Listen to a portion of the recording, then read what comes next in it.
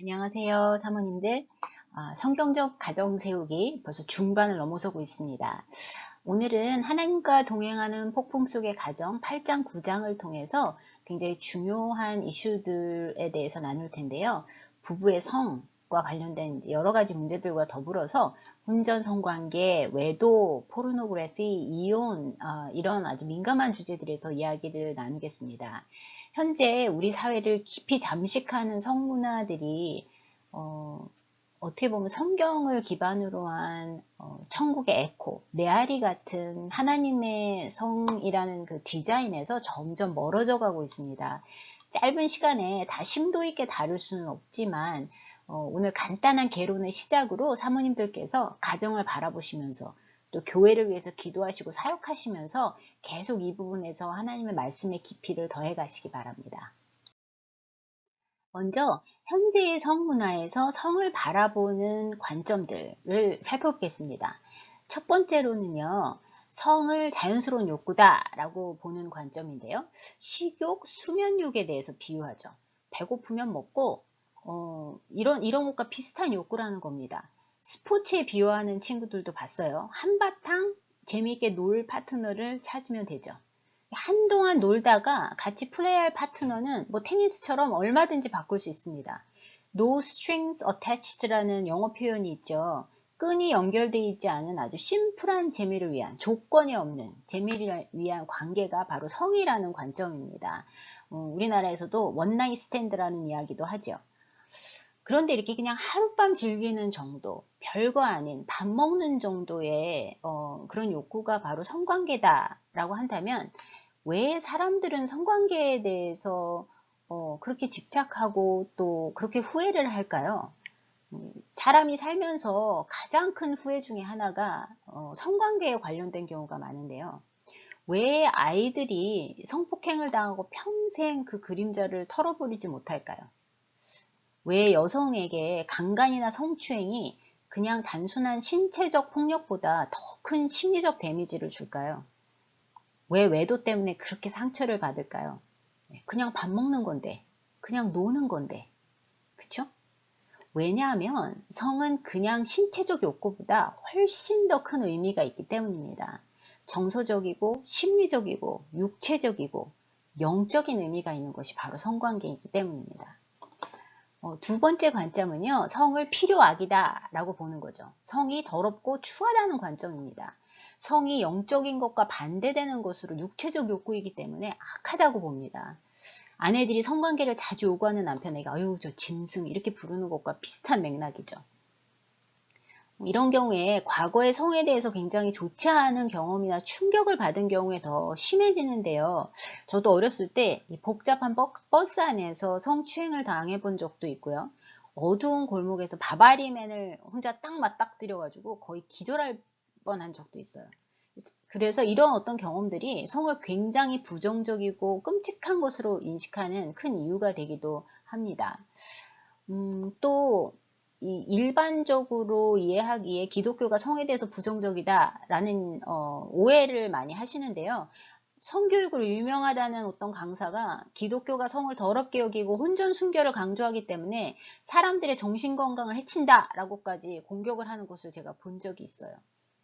이 부분은 그분이 기독교에 대해서 개뿔도 모르면서 하는 이야기입니다. 왜 그런지는 조금 이따가 다시 설명하겠습니다. 세 번째는 성관계를 자아실현, 자아발견의 도구다. 절대 없어서는 안 된다. 라고 보는 시선이죠. 성에 대한 어떻게 보면 지나친 이상화라고도 볼 수 있고요. 집착에 가깝다고도 볼 수 있습니다. 분명히 성은 중요한 삶의 한 부분입니다. 그러나 여기서의 문제는 성이 자신을 위한 것이라는 데 있죠. 이 성교에 대한 어떤 열정과 욕구가 원래 하나님의 의도와는 다르게 굉장히 뒤틀려 있는 상태입니다. 자기 희생 이런 부분은 전혀 없죠. 이제 이기적인 동기로 섹스를 이용할 수 있다는 그런 개념이 많이 들어가 있습니다. 예를 들어 젊은 누군가의 성관계를 통해서 나도 젊음을 느끼는 거죠. 나의 욕구를 해결하는 데 관심이 더 많습니다. 상대의 영혼이나 상대의 필요에는 별 관심이 없고 내 성적 만족을 위해서 상대를 얼마든지 이용할 수 있다는 이야기가 되죠. 이렇게 생각하면. 어떤 이유에서건 성관계를 할 수 없는 배우자는 이렇게 되면 더 이상 쓸모가 없어집니다. 뭐 아기를 막 낳고 상처가 아물지 않았을 때라든지, 호르몬 때문에 갱년기 때 성관계를 너무 힘들어 한다든지, 아니면 나이가 들어서 건강상의 이유로 발기부전이 온다든지, 이런 상태라면 얼마든지 다른 성 파트너를 찾을 수 있다는 이야기죠. 배우자가 쓸모 없어진다는 얘기입니다. 자기 실현에 도움이 안 되잖아요. 그죠? 저는 오픈 릴레이션십을 추구하면서 언제든지 원하면 파트너를 스위치해서 원하는 대로 욕구를 충족시키는 많은 사람들과 만나고 이야기를 나눴습니다. 어떤 분들은요, 때리고 맞아야 쾌감을 얻는다고 믿는 분들도 있고요. 그런 분들도 많이 만나봤고요. 제가 아는 한 분명한 것은 그분들 중에 누구도 그런 방식으로 자신의 깊은 필요를 만족시키지 못한다는 데 있습니다. 이래서 행복하고 만족스러웠다면 애초에 저 같은 상담자를 찾아오지도 않았겠죠. 분명 성경은 성의 중요성에 대해서 이야기하고 있습니다. 성은 우리 몸뿐만이 아니라 우리 영, 마음, 속 사람에도 영향을 미치죠. 고린도 전서에는요, 창녀와 합하는 자는 그와 몸이 한 몸인 줄을 알지 못하느냐 일렀을 때 둘이 한 육체가 된다 하셨나니 주와 합하는 자는 한 영이니라 라고 말씀하십니다. 그래서 얼마나 중요한지 강조하고 있고요. 성경에서는. 그렇기 때문에 죄가 성의 영역에 역시 강한 영향을 줍니다. 성의 혁명이다 할 정도로 현대의 문화가 계속 변해가고 있는데요. 이번에는 기독교적인 관점에서 성에 대한 이해를 한번 살펴보겠습니다. 창세기 첫 장에 보면요. 하나님이 세계를 지으시고 하나님의 형상대로 사람을 만드셨고 남자와 여자를 만드시죠. 그리고 모든 것을 보기에 좋았다라고 말씀하십니다. 남자가 부모를 떠나 아내와 합하여 둘이 한 몸을 이룰지라 라고 말씀하시면서요. 벌거벗었으나 부끄러워하지 않았다 라고도 말씀하십니다. 아무것도 가릴 필요가 없는 완벽한 친밀감을 의미하죠. 배우자 앞에서 있는 척, 예쁜 척, 잘난 척 하지 않아도 된다는 얘기입니다. 성은 남자와 그 아내에게 주신 하나님의 선물이었습니다.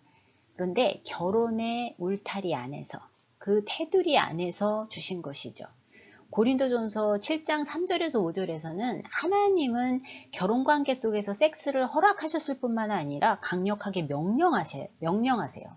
신명기 24장이나 잠언 5장에서도 마찬가지입니다. 아내의 품을 기쁘게 여기고 성적인 사랑에 취하라는 말씀이 있죠. 아가서는 어때요? 성적 기쁨을 굉장히 노골적으로 표현합니다. 19금입니다. 성경은 성을 기쁘고 귀한 것으로 말합니다. 그 기쁨을 누리는 것이 근데 결혼이라는 울타리로 제한하고 있는 거죠. 성은 두 사람이 한 몸을 이루는 것이라고 거듭 이야기하는데요. 이때 한 몸이라는 것은 그냥 육체만을 의미하지 않습니다. 두 사람이 정서적으로, 인격적으로, 사회적으로, 그리고 경제적으로, 법적으로, 그리고 영적으로 하나됨을 말하는 겁니다. 그 언약을 이루는 수단이고 징표가 바로 섹스입니다. 그래서 이 부분을 함부로 침범당할 때 사람이 그렇게까지 피폐해집니다. 사람의 영혼이 망가지죠.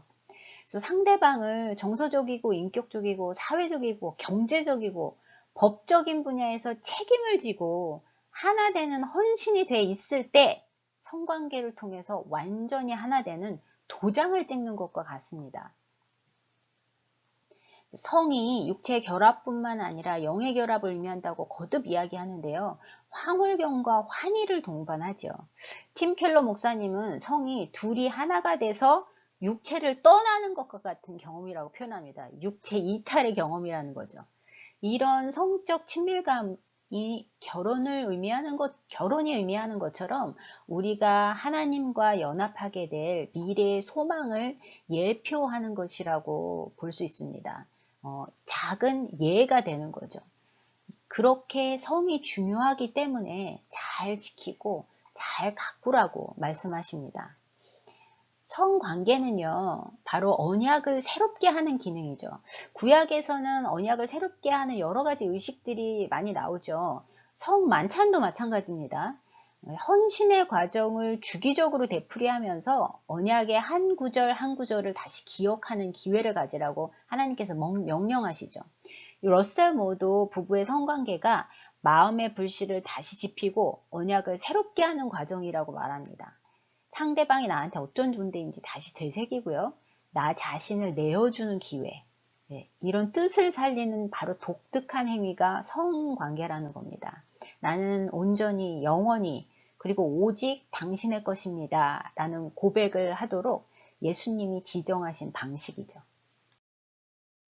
창세기에서 벌거벗어도 하나도 부끄럽지 않았던 아름다운 부부의 친밀감이 타락 이후에 처참하게 깨어지는데요. 벌거벗은 것은 정말 많은 경우에 아름다운 것이라기보다는 죄와 연결이 되기 시작합니다. 러셀모는 결혼과 같이 성을 영적 전쟁의 장으로 불렀는데요. 성 역시 복음의 실체를 보여주기 때문이라고 설명합니다. 청년들에게는 사실 혼전 성관계가 큰 화두죠. 혼전 성관계라는 말 자체는 성경에 없습니다. 근데 그러면 괜찮은 걸까요?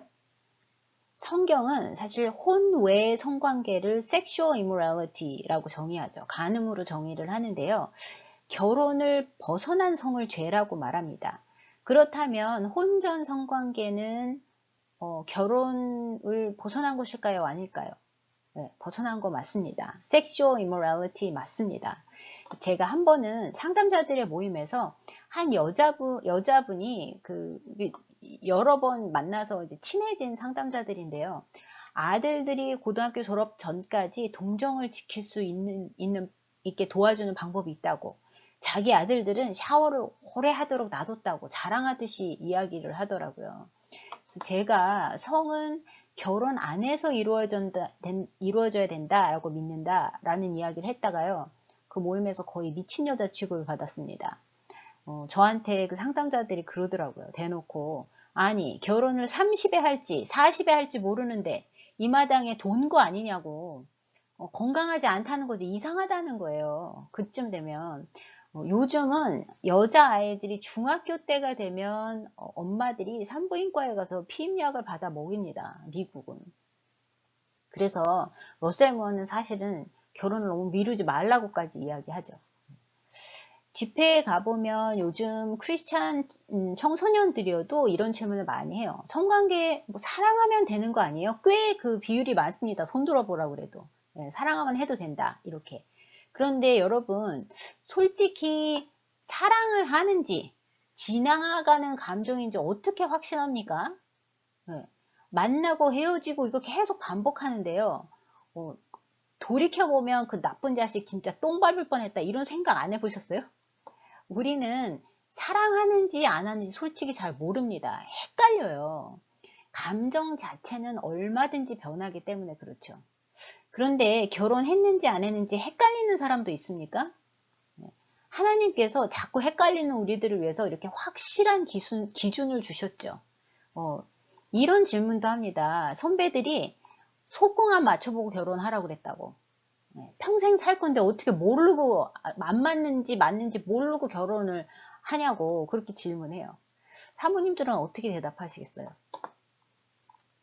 저는 속궁합이 맞아서 결혼을 하는 게 아니고 결혼을 하고 평생 속궁합을 맞춰가는 거라고 이야기해 줬습니다. 부부의 성은 상황에 따라서 계속 변하죠. 신체적인 변화, 건강 이런 거에 따라서 굉장히 달라집니다. 애가 있고 없고도 차이가 나고요. 호르몬에 따라서 많이 다르죠. 한 달 사이에도 좋을 때 있고 짜증날 때 있습니다. 서로 이야기하고 끊임없이 배려하고 평생 맞춰나가도 잘 모르겠는 게 바로 이 부부의 성관계죠. 그래서 평생 고민스럽고요. 일평생 재미있을 수도 있습니다. 그래서 한 번에 짜잔 맞추고 그대로 가는 게 속궁합이 아니죠. 또 크리스천 젊은이들이 혼전 성관계를 그냥 타이밍의 문제로 보는 경우도 있어요. 좀 일찍 시작한 것 뿐이라는 거죠. 마치 결혼하면 이 문제가 해결되고 죄가 아닌 것처럼 생각합니다. 그냥 언제 했느냐의 차이일 뿐이라는 거예요. 혼전 성관계와 혼후의 성관계가. 그래서 10대의 순결 서약식 프로그램을 많이 교회에서 하는데요. 절제해야 된다 이런 말을요.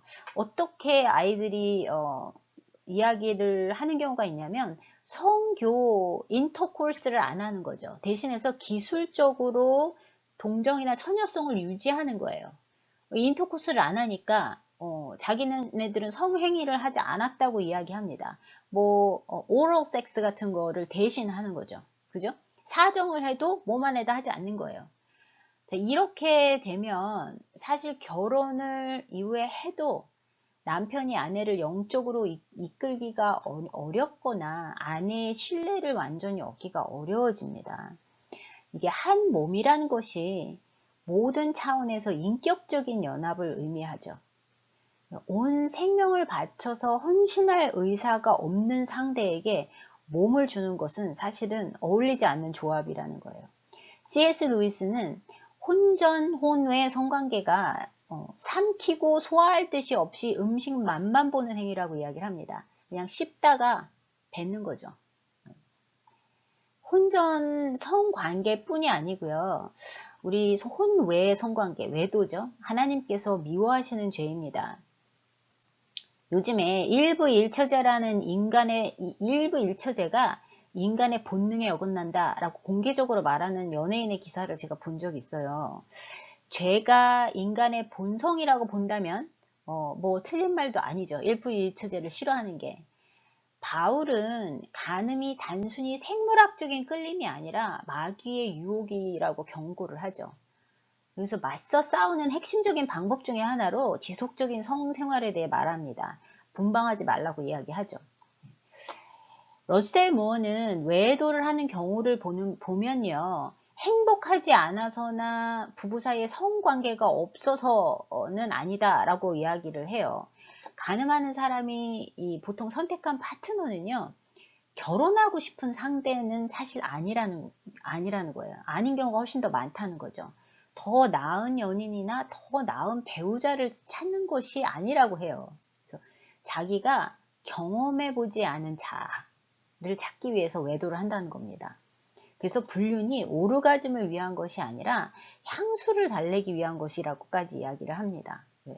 자기의 정체성을 거기서 찾는 거예요. 자기의 그 젊음을 찾는 거죠. 그래서 청소년기나 어떤 청년기의 그 느낌을 다시 되찾으려는 의도에서 살아있다는 느낌을 주는 그런 관계를 찾게 되는 거죠. 여기서 우리는 결혼을 행복하게 하는 것이 무엇인가에 대한 생각과 그런 기대가 뭔가를 한번 살펴볼 필요가 있어요. 이것이 바로 간음의 일조를 할 수 있다고 말합니다. 우리 자신의 모든 필요를 채워줄 그 사람, 그 영혼의 짝을 기대한다는 거죠. 자기의 정체성을 상대에게서 찾을 때 상대가 그것을 다 채워주지 못하는 게 당연한데요. 그러면 다른 데로 눈을 돌리는 거죠. 이 나를 개무시하는 남편에 비해서 어떤 사람이 자기를 공주처럼 여자처럼 대해주는 경우에 마음을 뺏길 수 있죠. 네. 애들만 챙기느라 그냥 와이프가 정신이 없고 맨날 집에서 늘어난 티셔츠 입고 찢어진 팬티 아까워서 못 버리고 이런 아내보다 굉장히 매력을 유지하고 꾸미고 애교 부리면서 오빠 하는 이런 그래서 나를 젊은 사람처럼 느끼게 해주는 대단한 사람처럼 느끼게 해주는 여자에게 끌릴 수 있겠죠. 문제는 새로운 운명처럼 찾아온 그 사람도 역시 나의 필요를 다 채우지 못한다는 데 있습니다. 내가 어떤 사람이고 싶은가 라는 정체성은 다른 사람에게서 끌어낼 수 있는 것이 아니죠.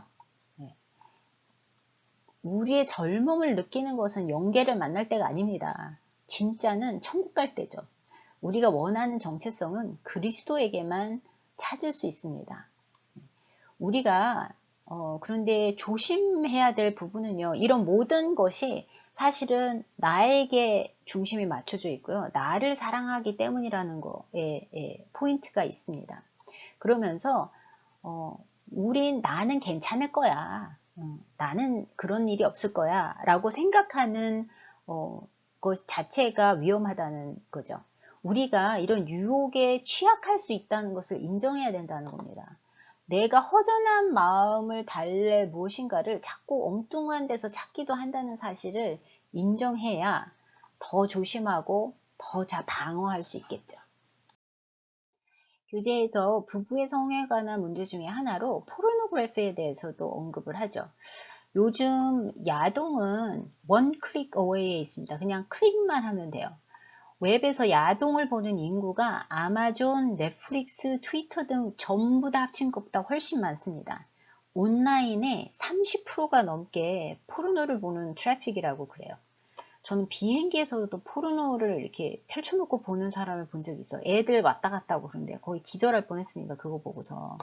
네. 교회 안에서도요, 포르노가 왜 나쁘냐는 질문을 받은 적이 있어요. 그게 뭐? 야동 안 보는 사람도 있나? Not a big deal. 이렇게 생각을 합니다.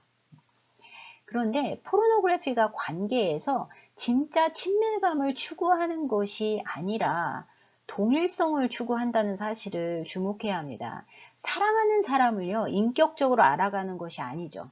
그림을 보고 내가 원하는 상상의 인물을 만들어내는 건데요. 성적으로 남자들은 남성처럼 아주 거칠고 적극적으로 흥분하면서 반응하는 여자들을 포르노를 통해 찾습니다. 여자는 어떨까요?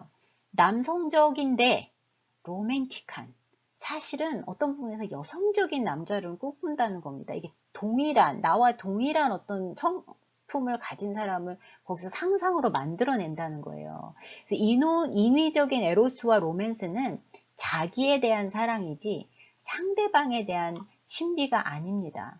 결점과 단점을 가진 진짜 배우자에 대한 그 만족이나 하나님 앞에 신실하고 순결한 삶에 대한 어떤 만족, 이런 것이 파괴된다고까지 이야기를 합니다.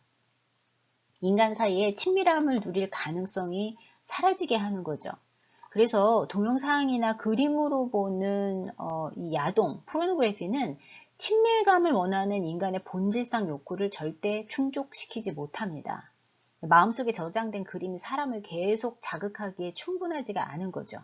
네. 그래서 그 사람을 대체물, 자위행위를 위한 어떤 물리적인 대상으로 사용하는 건데요. 그 이후에 대부분 어떤 반감, 그다음에 자기 혐오, 이런 사이클이 계속해서 반복되는 경우를 봅니다. 실제로 포르노그래피를 많이 보는 사람일수록 연구가 있는데요. 그 실제 성관계에서 만족을 느끼거나 상대방에게 만족을 주는 그 비율이 엄청나게 낮은 것으로 나왔습니다. 자기중심적인 성, 상대방의 이미지를 대체물로 사용하는 성에 젖어들어 있다는 거죠. 그래서 두뇌가 그렇게 와열가 점점 된다는 거예요. 우리의 뇌가 그렇게 변한다는 거죠. 상대를 인격적으로 만나고 이 모든 면에서 하나 되는 자기생적인 관계, 이런 것을 맺는 법을 알지 못한다는 겁니다. 포르노그래피가 사실 너무나 흔해지고요. 쉽게 볼 수 있는 시대에 살면서 이게 범죄가 아닌데 나 혼자 즐기는 거로 끝나는 건데 뭐가 나빠? 이렇게 생각할 수도 있어요. 그런데 생각해보면 야동에 나오는 굉장히 많은 여성들이요, 휴먼 트래피킹, 인신매매의 희생자들이라고 합니다. 어제 기사 보니까 디지털 성범죄의 70%가 10대라고 하죠. 저희 신문을 한동안 떠들썩하게 했던 경우에 이 디지털 성범죄의 어린 여성들을 이용하고 이렇게 꼬셔서 그것들을 찍게 하고 이런 경우가 굉장히 많죠. 범죄죠. 네. 그래서 거기에 나오는 여성들, 남성들이요, 누군가의 딸이고 아들입니다. 우리는 이들을 상품으로 쓰는 사람들의 죄에 야동을 같이 봄으로써 참여하고 있다는 생각은 잘 안 하죠. 또 하나의 문제는 야동이 사람의 뇌를 자극하면서요, 점점 거기에 무감각하게 만듭니다. 이게 마약하고 똑같아요. 그래서 The Law of Diminishing Return이라고 그러는데 점점 쾌감이 줄어든다는 거예요. 실제로 그 비슷한 수준의 야동을 보면, 제가 비행기에서 야동을 보던 사람에 대해서 이야기했지만 마찬가지였을 겁니다. 점점점 수치심도 없고요, 죄책감도 없어요. 퍼블릭 플레이스에서 봐도 아무렇지도 않은 겁니다. 처음에는 조금씩 봐도 짜릿하고 오르가즘을 가져올지 몰라도요, 점점 무뎌지죠. 그래서 더 센 자극이 필요합니다. 마약하고 똑같아요. 누군가의 인터뷰에서 그러더라고요. 자기가 처음에는 그냥 심플한 포르노에서 시작을 했다가 점점 수위가 올라가게 된다고. 그래서 동성애 포르노 보게 되고요. 그리고 아이들 포르노까지 찾게 됐을 때야, 아, 내가 이게 심각한 문제가 있구나 라는 것을 느끼기 시작했다고, 인정했다고 이야기를 하는 걸 본 적이 있습니다. 러셀 무어는요, 포르노그래피의 이용이 남성이 조금 더 비율이 많다라고 한다면요, 여성들도 물론 있어요. 굉장히 심각한 이 문제를 이야기하는 분들도 계십니다. 그런데 여성의 경우에는 로맨스물이 이런 역할을 할 수 있다고 이야기하죠. 여성의 마음속에 신기루를 만드는 거예요. 잘생기고 능력 있고 돈까지 많은 남자가 다른 사람한테는 다 까칠한데 나한테만 꽂혀서 츤데레가 되지 않습니까? 우리 이 드라마 보면 나만 사랑하고 위하고요. 그 모든 능력과 경제적인 능력을 나만을 위해 사용하고 영원한 사랑을 약속하는, 요즘에 누구 있나요? 이민호, 공유, 정혜인, 이런 남주가 등장하는 드라마, 영화 이런 걸 보면서요. 이런 걸 보다 보면 남편 얼굴이 오징어처럼 보이지 않습니까? 이런 드라마 본 날은 남편이 말 걸면 안 되죠. 예, 찌그러져 있어야 됩니다.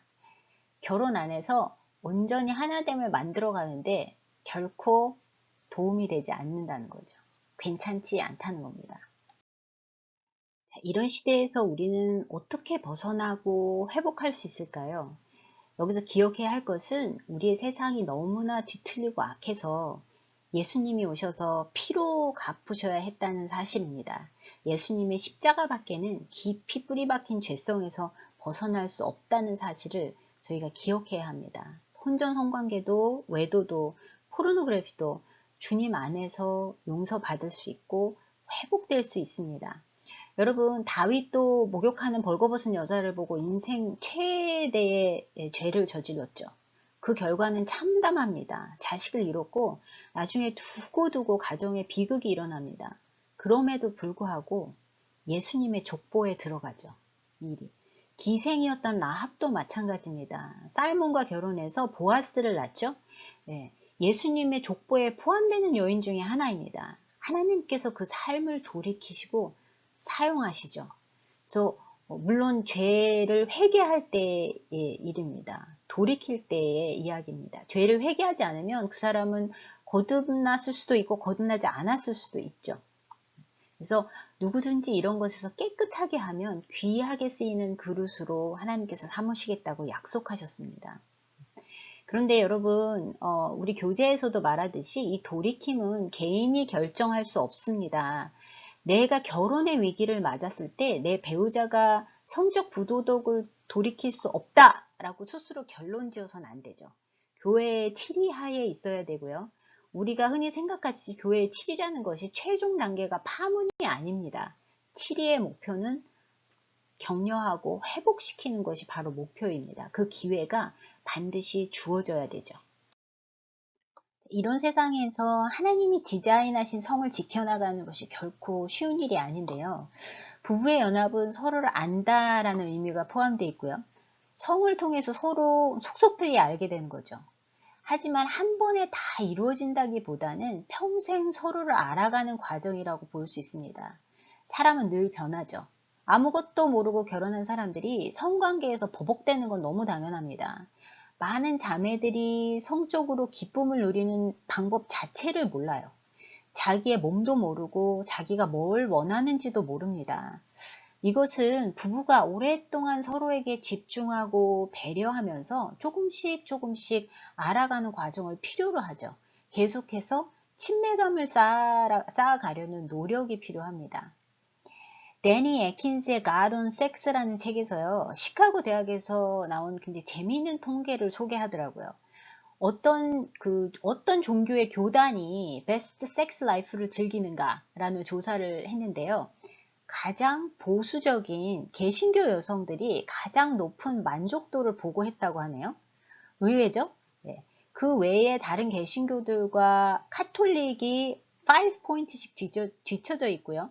종교가 없는 사람들이 33%가 더 낫다고 그러더라고요. 그리고 성관계를 지속적으로 하는 싱글들, 독신들, 이 섹스에서 얻는 만족도가요, 제일 뒤처져 있다는 보고입니다.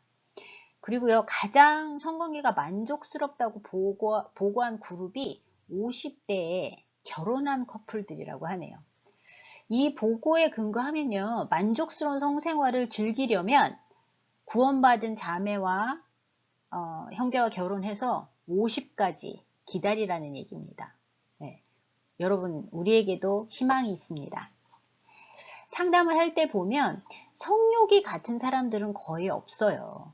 항상 한쪽은 성관계가 집안일처럼 힘들고 그냥 귀찮기만 하고요. 이 힘들어하는 걸 이해하지 못하고 계속 조르는 배우자가 짐승 같고 너무 원망스러워합니다.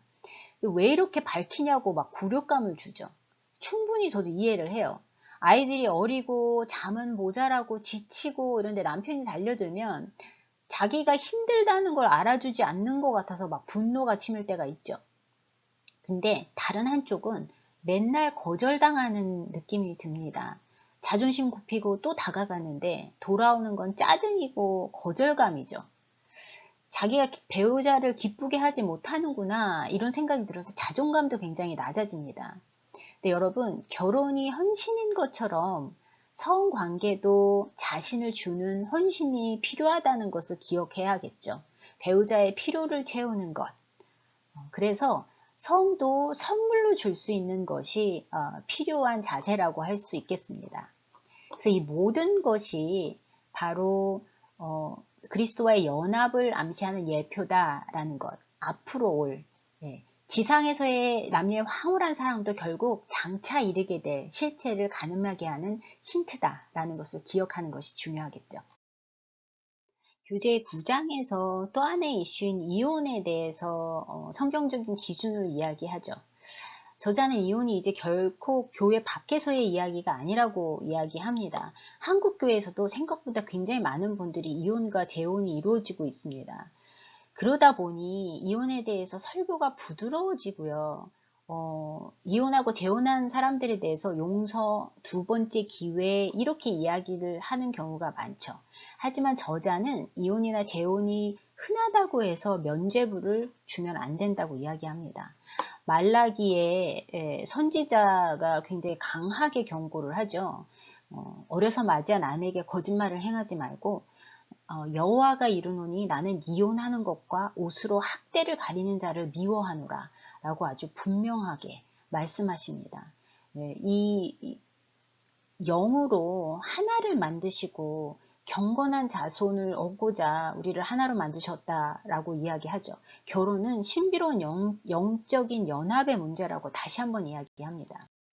하지만 성경은 이혼을 허용하는 몇 가지 상황에 대해서 이야기합니다. 무죄한 쪽의 이혼은 죄가 아니고요. 재혼해도 상관없다라고까지 이야기를 하죠. 여러분, 믿음이 없는 사람을 저버리라는 이야기도 안 합니다. 이혼의 이유가 되지 않아요. 그 이유를 보면요. 이혼이 허용되는 이유를 보면 결혼의 유대를 깨트린 성적인 죄가 있을 때 간음한 경우죠. 그래서 결혼의 유대를 저버린 경우를 말합니다. 그냥 떠나버리는 사람이 있어요. 간혹 가다 보면. 그리고 좀 전에 이야기했듯이 옷으로 학대를 가리는 것.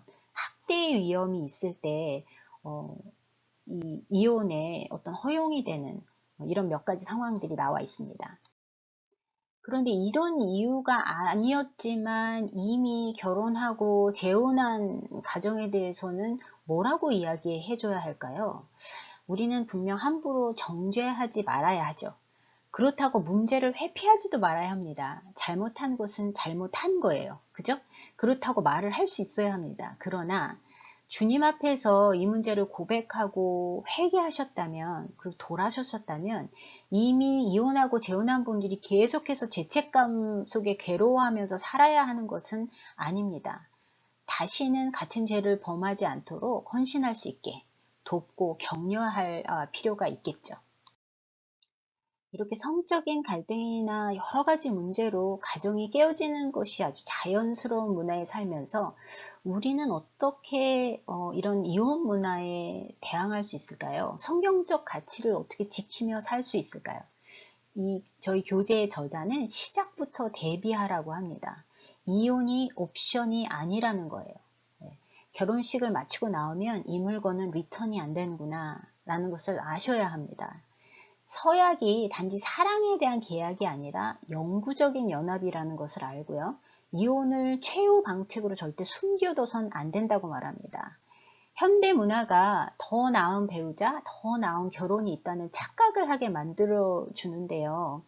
이렇게 어떤 여지를 남겨두는, 이혼에 대한 여지를 남겨두고 영혼을 결단하지 않는 결혼은 살아남을 수가 없습니다. 반드시 배우자에게 실망하는 때를 지나가고요. 이혼할 이유가 생기기 때문에 그렇죠. 그래서 서로를 사랑하는 법을 알게 되는 데는 생각보다 오랜 시간이 걸립니다. 나 자신을 내려놓고 상대를 생각하는 건 자연스러운 일이 절대 아니죠. 몸부림이 있어야 가능한 일입니다. 그래서 의견 불일치가 있다고 해서 결혼이 위험에 처했다고 생각하지, 결론 내리지 마세요. 오히려 위험에 빠진 결혼은요, 논쟁이 전혀 없는 결혼입니다. 앞으로 나아가는 방법은 의견의 불일치를 미리 대비해서 계획을 세우는 거죠. 잘 싸우는 방법을 익혀야 합니다. 논쟁의 여지가 없을 때도요, 그런 일이 있을 수 있는 스트레스의 시기에 대해서 미리 대비를 해야 되죠. 실망을 겪을 때 어떻게 할지 그 방법들을 조금씩 배워가야 정말 어려운 일이 있을 때 함께 회복하고 극복해가고 그 사랑의 불꽃을 지켜나갈 수가 있습니다. 그리고 경고의 사인들에 주목해야죠.